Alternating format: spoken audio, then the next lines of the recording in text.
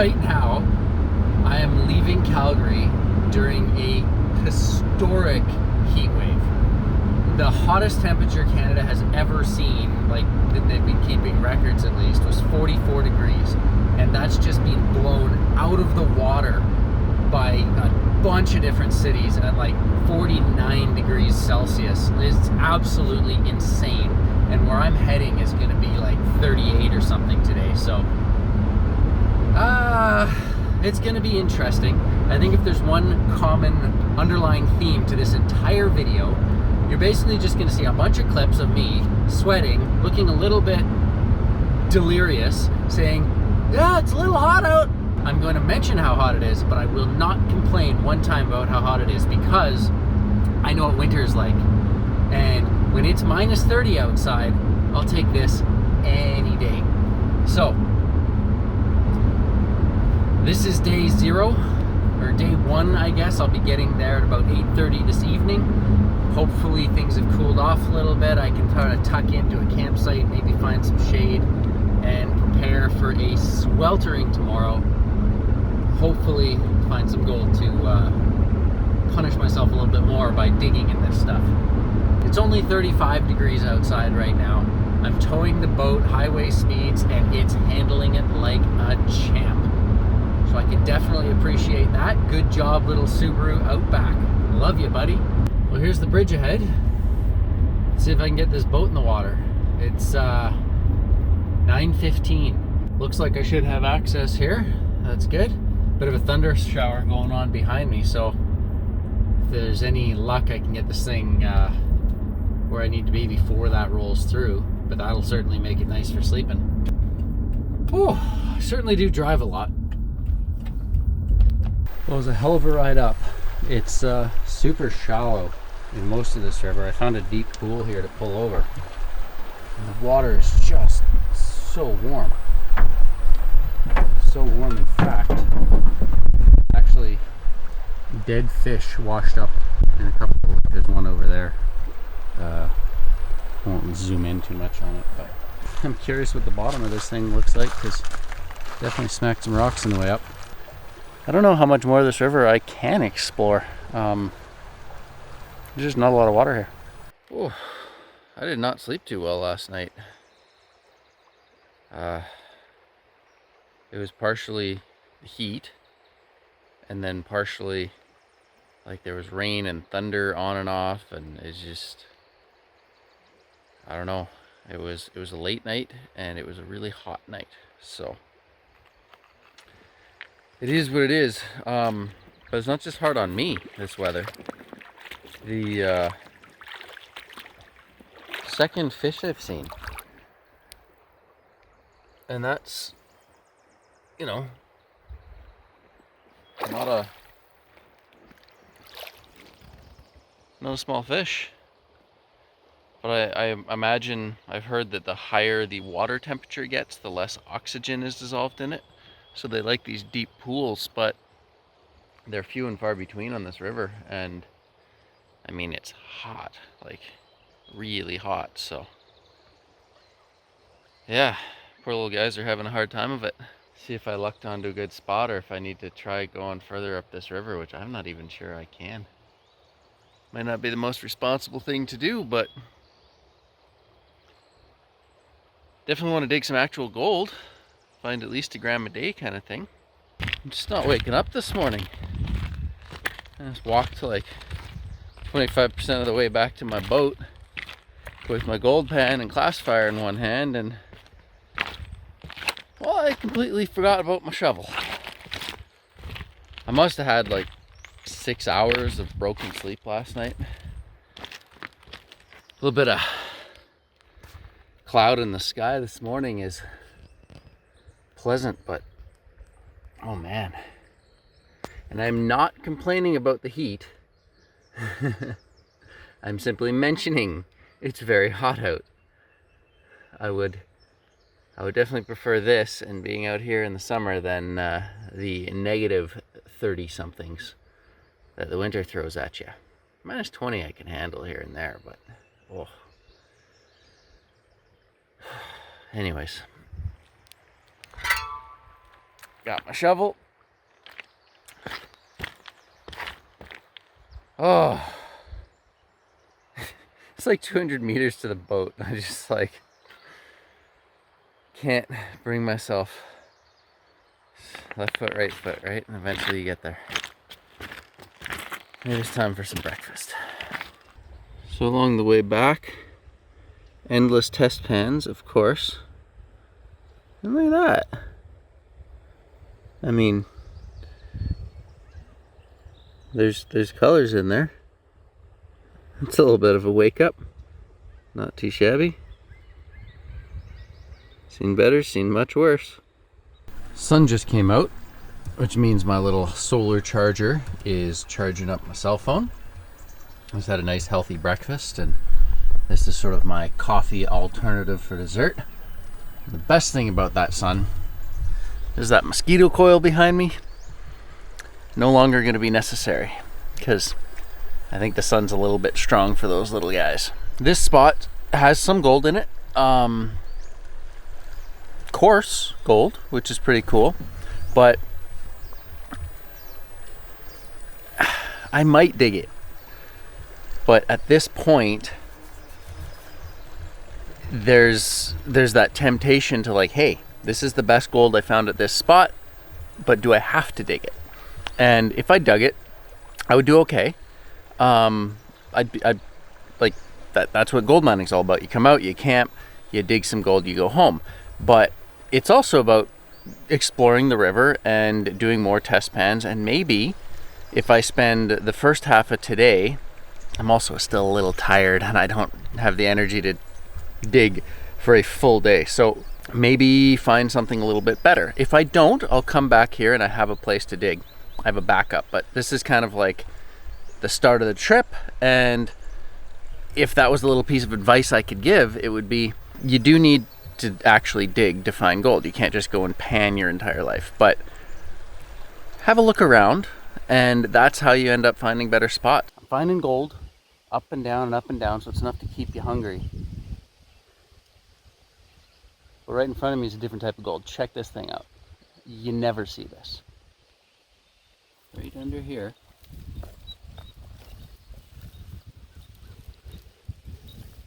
Can you see that guy? That's a decent sized fish.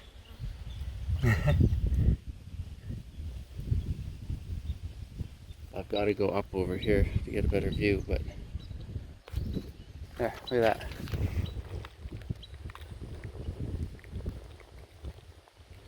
Alive but unhappy. There he is. Now, I'm not going to scoop him or anything. Just going to see if he gets into trouble in these shallows. Buddy, you need a deep pool. You need to cool off. You do not look happy.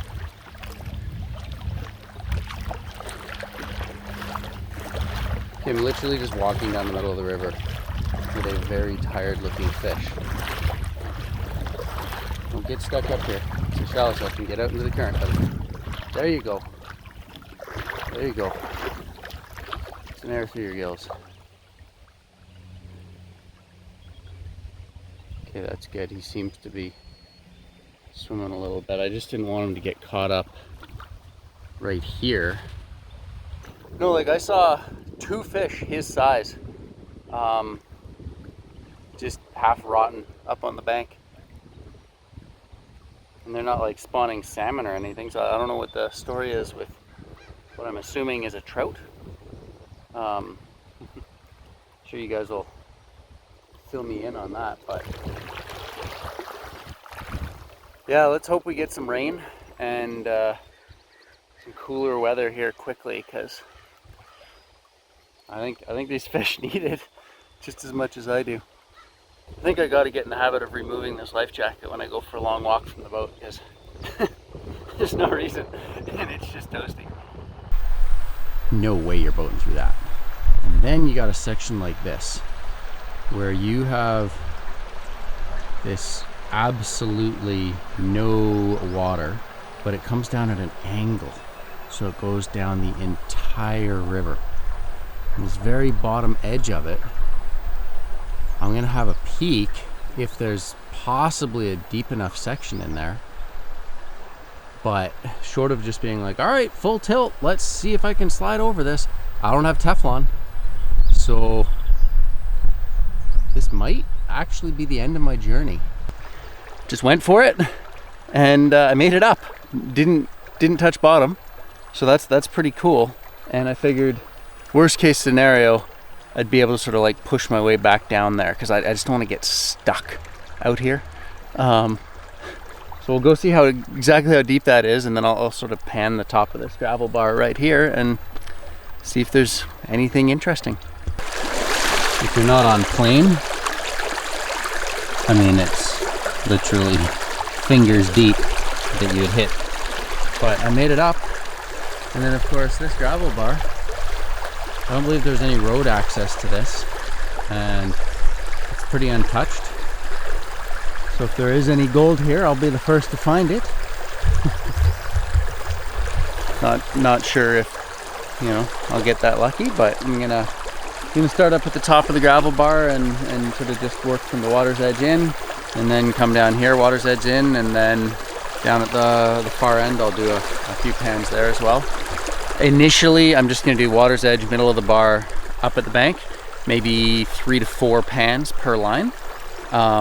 If I find absolutely nothing doing that, that's all I'll do.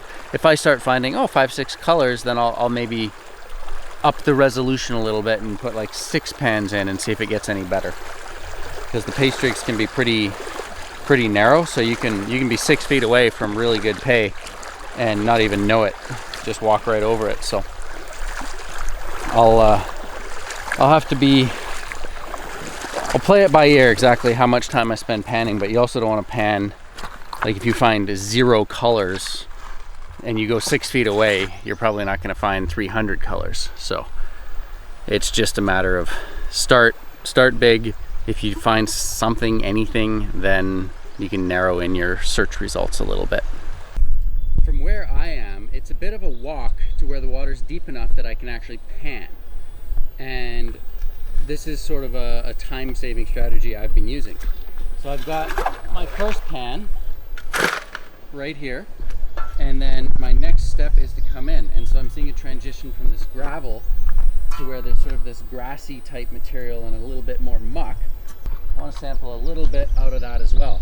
So if you hold your shovel balanced like this, now I can actually hike to the water's edge, set my shovel down right at the edge of the water, and then I can go ahead and pan this, and sort of cut my hiking time in half.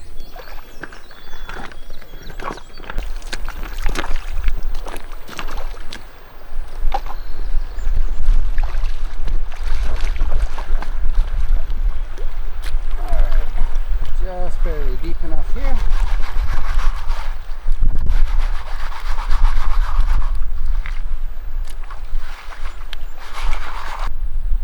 There's coarse flakes here, but only about 5 of them. Now instead of hiking all the way back to shore, got my second shovel. This is from that muck right up next to the grass.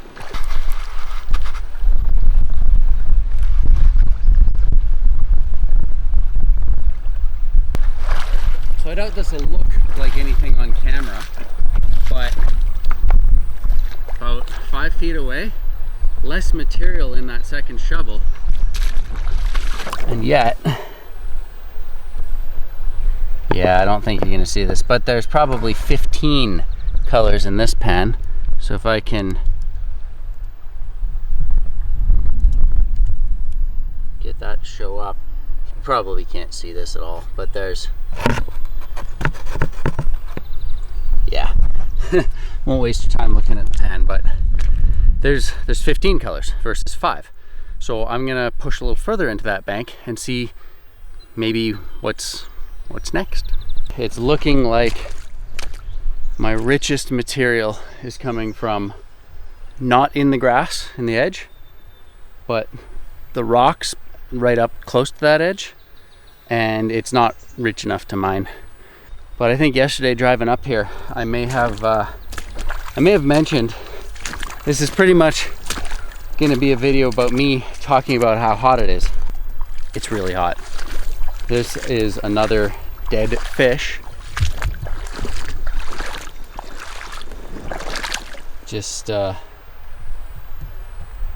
more dead fish than I've ever seen in a river. The water's like as warm as the air. I don't know exactly what the temperature is. I don't think we've hit our high yet, but they were saying 38 degrees Celsius. I'm starting to stumble around here. Like, if it came down to being safe, I can always hop into this water. It's really not that cold, but it would definitely prevent some or pull me back from some heat stroke. But like, it's still before noon and I'm just baking, and I mean, it's just a great day to sit in some shade. I wish I had an actual little shade structure I could set up and just chill underneath that and go for a swim, and chill underneath it and go for a swim. But for now, until I start seeing my own safety becoming a bit of a concern, and I'm hoping that it's not one of those things where you lose the ability to know when you've gone over that edge. I should be okay. I've done some pretty hot physical events in the past, and I'm sort of going to try to baseline off of that. But I've been drinking a lot of water, getting a lot of electrolytes in with that water, and I'm just going to treat this, think like an athlete. The point here might not be to ride your bike across the Celcius desert like in an Ironman I did many years ago. It's, in this case, to keep your head about you and just bumble about with a pan and try to get more pans in, stretch in between, hydrate in between, splash myself with some water in between. But for now, I think I'm capable of continuing on. But I'm hoping we get a thunder shower this evening so I can get some sleep tonight.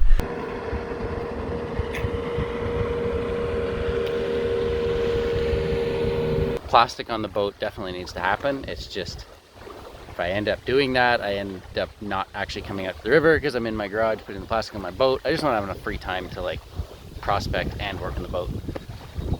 That's definitely on the to-do list. If I ran this perfectly in the deepest possible section right down up the middle here, I don't know, man. I don't know.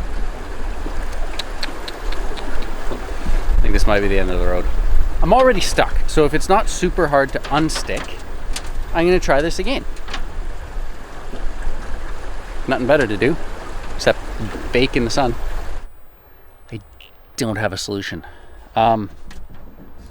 Basically, I went up the channel, didn't get any film of it because I'm, holding on for dear life.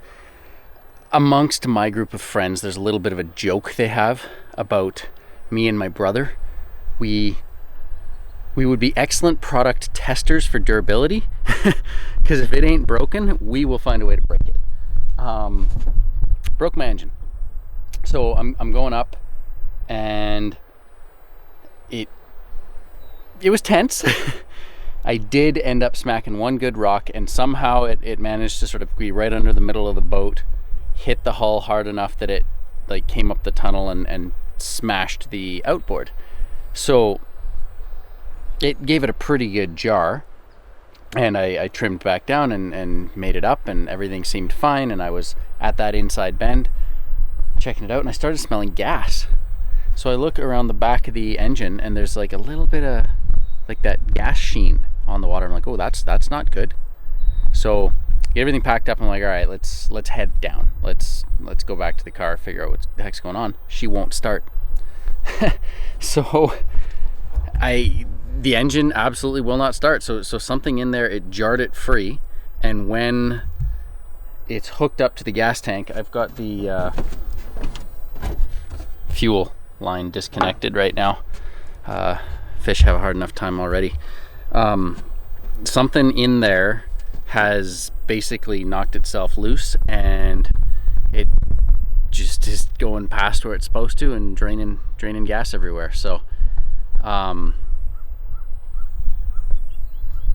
yeah, pretty sure repairs to these things aren't necessarily the cheapest things in the world, and they're the type of thing where, because they're not very cheap, I mean, I will see if there's a place near my neck of the woods that works on these and see what they can do. But basically I end up wrenching on a lot of my own stuff because I don't really have a lot of spare money, and that takes a lot of time. And so maybe it's time to transition into gold mining in BC. I don't know.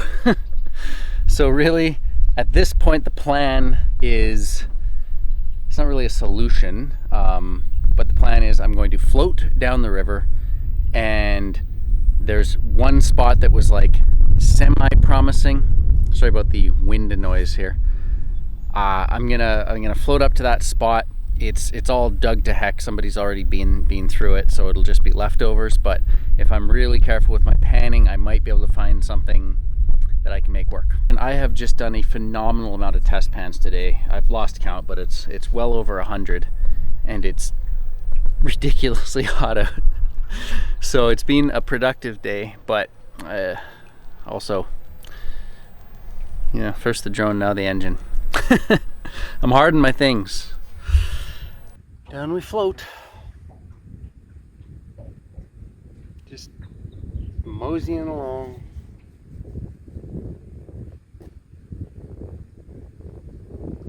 And I'm about to bump into the bank. Wow. End of day 2. Kind of like day 1 since I got here pretty late last night, but this trip's just been kicking my butt. Got the tent up, fairly level ground. It has cooled off this evening, so I'm gonna make it. Boat broke. I floated down river about halfway.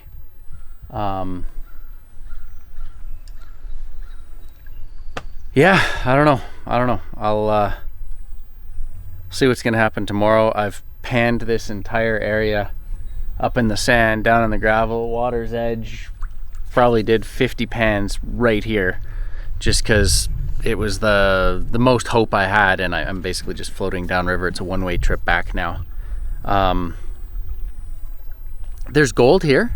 I could do another, 1 gram run if I worked, but I'm just not feeling it right now. I want to know what's wrong with the outboard. I want to get that fixed, and I think the heat has definitely got my ambition down a little bit. So it seems like everything's just been going wrong here for the last half hour. But I'm gonna get some sleep tonight, hopefully, and tomorrow, I don't know, I might have to call it. We'll wait until tomorrow morning to make that decision. A bad day at the river beats a good day at work.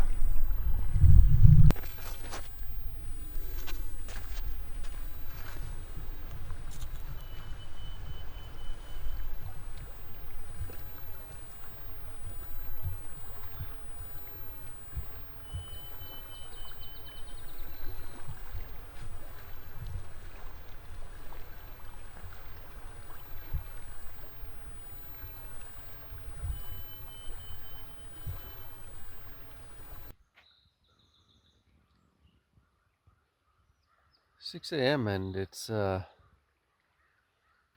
actually cold out. This is awesome. I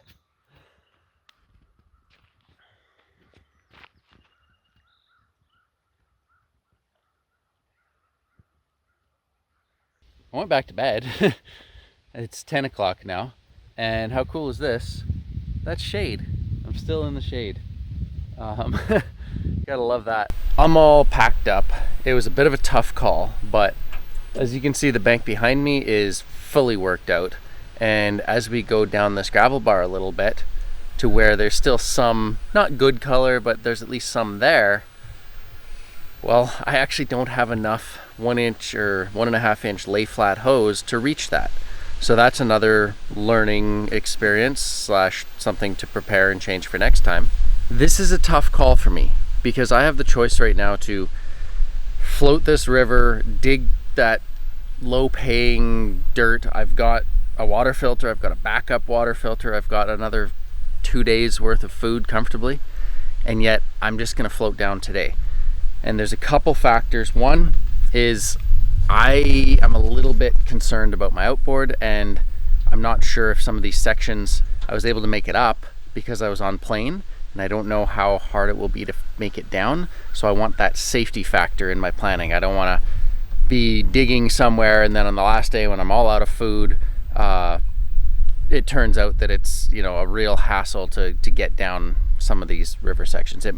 That might not be a concern, but I want to plan for that. Just a safety margin. I think it's time to go home, sort of do a reset, and just think what went right on this trip, what went wrong, fix what I can, and just prepare for the next time, because that's all I can really do at this point, other than just bang my head against a wall digging for no reason. Sorry about the lack of gold. It's been a frustrating season as far as gold is concerned.